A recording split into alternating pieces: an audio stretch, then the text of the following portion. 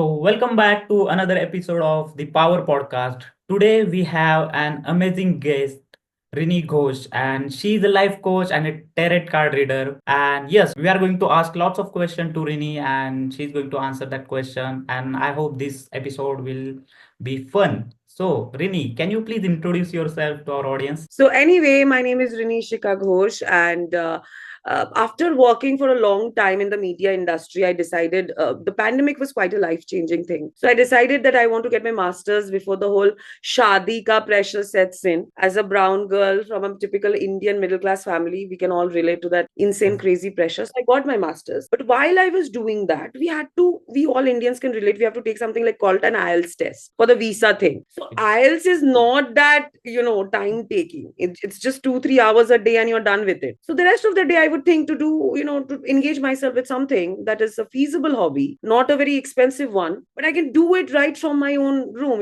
comfort of my own space. And I've always been interested in astrology for some reason. I loved What's Your Rashi, even if others didn't. I would read Linda Goodman, Kusum Bhandari books, Radley Valentine, because it feels just interesting, how 12 signs really inspire or influence us. And I got into tarot.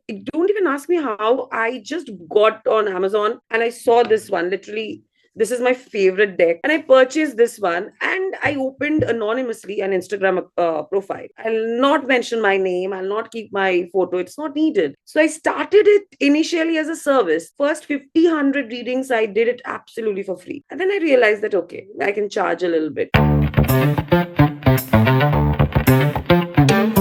So let's moving forward to our first question. As a life coach, what's one piece of advice you would give your younger self, especially during your time in Bengali film industry? Wow, this is a very interesting question, and no one has ever asked me this. So, if that would have really happened, I would have asked myself or told my younger self, no matter what the industry, if it's media, you need to grow a thick skin, a very thick skin. You cannot let people's advice or their comments or their opinions get to you. Don't take things personally. No one loves you in a world that is so competitive because work is always less, people is always going to be more. So, this unequal distribution makes people really jealous. Nobody's your friend. Don't share or overshare your personal things with people. But most importantly, please don't take things personally. It has nothing to do with you. It has only to do with the thing, with the person, with how they were feeling at that moment.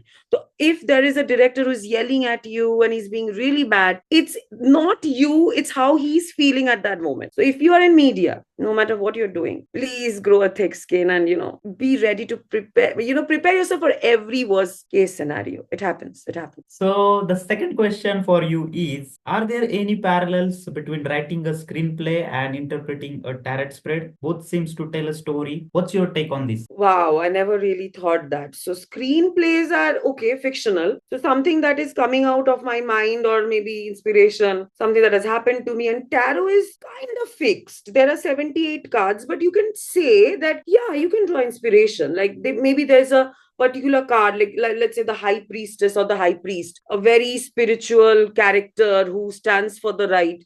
And I can draw inspiration that into screenplay because, like Satyajit Ray used to say, cinema begets life and life begets cinema. It's all dependent and mixed with each other. So if tarot is also life and cinema is also life, then I better hope they are, kind of connected. I would love to see more about this. There's a certain card and make it into a character. How nice would that be? Quite inspiring. Moving forward to the third and last question. Do you think your experience in the entertainment industry influences how you connect with your client and audience? Wow, you have such amazing questions. How come nobody asks me this? Everywhere I go, how do you feel? How do you feel? This is pretty interesting. Yes, I think you're right. To a certain extent, that kind of exposure in front of the camera, in front of so many unknown people, and that too, I started from 17, 18, those modeling days. Yeah, I think it builds up it kind of makes you a people person. Like, I really see myself, touch wood, as somebody who's like a TED Talk speaker. I want to go on stage, move my hands, inspires people, inspire people. Maybe because my Mercury is placed well, that is not the thing. But yeah, talking to people and being a people person means that you have to be a good listener as well. You cannot just Right, talk at people. वो क्या right. बोल रहे हैं? That's very important to hear also. That see, this is the thing I'm going through. So what can I do about it? So you say something in return. So yeah, I think media industry is so cutthroat. No, it kind Mhm. of polishes you into something else. If somebody starts driving at level 10, then I think level 2 or 3 will be easier for them. And I'm not a video game player. I'm just saying the analogy or the metaphor might suck. But I'm just Okay, saying, yeah, it's pretty okay. cutthroat as an industry. So yeah, it makes you loose with people. You know what to say. You Mhm. know there are flatterers everywhere. So now Mhm. you can play the game. But Mhm. yeah, I would really ask people to not be manipulative, because even that's very common and that happens. And anyway, at the end of the day, we all can get caught. So don't be manipulative. Be smart. So thank you so much, Rini, for being on my podcast and share your experience with our audience. I hope this episode will give lots of value to our viewers. And yes, if someone is interested in astrology and all the things, you can reach out to Rini.